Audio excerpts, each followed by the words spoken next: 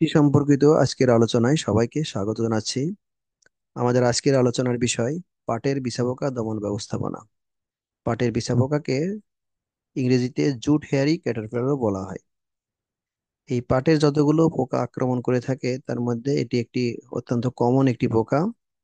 এবং এই বিছাপোকা কিভাবে আক্রমণ করে থাকে তার লক্ষণগুলো কি, অর্থাৎ যদি জমিতে আক্রমণ করে থাকে তাহলে আমরা কিভাবে বুঝবো এবং কিভাবে এটা থেকে আমরা পরিত্রাণ পেতে পারি বা রক্ষা পেতে পারি, ফসলকে রক্ষা করতে পারি, সেই বিষয়ে আজকে আলোচনা করব। তো প্রথমেই আমরা আক্রমণের লক্ষণের আগে আমরা বিছা পোকার সম্পর্কে একটু পরিচয় জেনে নেই। বিছা পোকা পূর্ণবয়স্ক যে পোকা, স্ত্রী পোকা, সেটা দেখতে এইরকম। এই স্ত্রী পোকায় ডিম পেড়ে থাকে।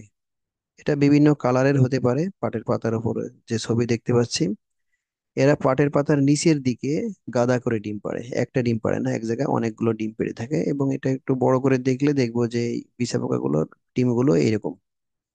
এখন এই ডিম ফুটে যে বাচ্চা বের হয়, সেই বাচ্চাগুলোই মূলত পাটের অনেক ক্ষতি করে থাকে।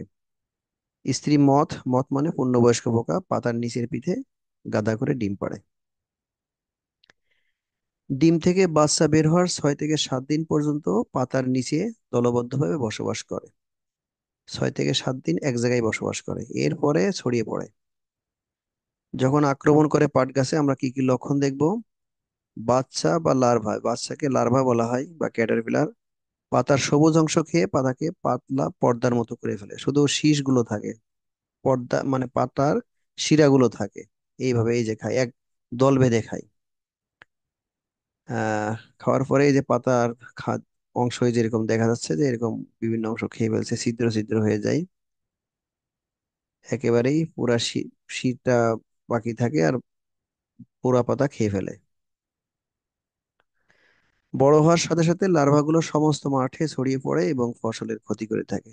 যখন বাচ্চাগুলো বড় হয় 6 থেকে 7 দিন পরে এরা সমস্ত মাঠে ছড়িয়ে পড়ে এবং সমস্ত গাছে আক্রমণ করে খাওয়া শুরু করে দেয়। ফলাফল কি হয়? এটা যদি আক্রমণ বেশি হয় তাহলে কি ধরনের ক্ষতি হয়? এই পোকা পাটের পাতা ও কাণ্ড খেয়ে ফেলে, কচি ডগাও এটাও খেয়ে ফেলে। ফলে গাছের বৃদ্ধি ব্যাহত হয় এবং পাটের ফলন অনেক কমে যায়। এই হলো মূলত ক্ষতি। এখন আমরা কিভাবে দমন করব? দমন করার জন্য আমরা অনেকগুলো উপায় নিতে পারি। সহজ উপায় হলো, যখনই ডিম পাড়ে আমরা যদি পাটের জমি পরিদর্শন করি, তো যখনই দেখবো যে এইভাবে ডিম পেড়ে আছে, তখন আমরা এই গাদা সহ পাতাগুলো তুলে ধ্বংস করে ফেলবো, কেরোসিনের মধ্যে বা পুড়িয়ে ফেলতে পারি বা মাটিতে পুঁতে ফেলতে পারি। যখন লার্ভাগুলো দলবদ্ধভাবে থাকে তখন পোকা সহ পাতা তুলে গর্তে বা কেরোসিন পানিতে ডুবিয়ে মারতে পারি।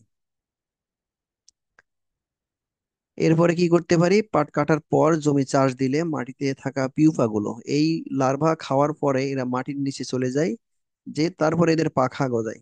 পাখা গজানোর এই অবস্থাকে পিউপা বলে। পাখা গজানোর পরে তখন আবার পূর্ণবয়স্ক পোকায় পরিণত হয়, সেটা দেখতে প্রজাপতির মতো। এরা যখন জমিতে চাষ দেওয়া হয় তখন ওই পিউপা গুলো মাটিতে উঠে আসে, মাটির উপরে উঠে আসে, তখন পাখি এদেরকে খেয়ে ফেলে। এইভাবে আমরা দমন করতে পারি। আরেকটা উপায় হলো যে এক জমি থেকে যাতে আরেক জমিতে না ছড়াইতে পারে এই পোকাগুলো, সেই জন্য জমির আক্রান্ত জমির চারপাশে যদি আমরা নালা তৈরি করি এবং সেই নালার মধ্যে পানি দিয়ে এবং এর মধ্যে যদি কিছুটা কেরোসিনের তেল ছিটিয়ে রাখি, তাহলে এই পোকাগুলো এই নালা অতিক্রম করে অন্য জমিতে যেতে পারে না। আর সর্বশেষ উপায় হলো কীটনাশক প্রয়োগ। সেটা হলো আমরা ডায়াজিনন, রিপকর্ড বা সিম্বুস এই জাতীয় কীটনাশক ব্যবহার করতে পারি। সাধারণত 1 থেকে 2 মিলিলিটার প্রতি লিটার পানিতে মিশিয়ে স্প্রে করব। এটা আমরা প্রথম একটা স্প্রে করার 7 দিন পরে দেখবো, যদি আক্রমণ না করে তাহলে আর একটা স্প্রে, 2 থেকে 3টা স্প্রে করলেই এই পোকা দমন করা যাবে। তাহলে এই ছিল আমাদের আজকের আলোচনা। সবাইকে ধৈর্য সহকারে শোনার জন্য অসংখ্য ধন্যবাদ। আল্লাহ হাফেজ।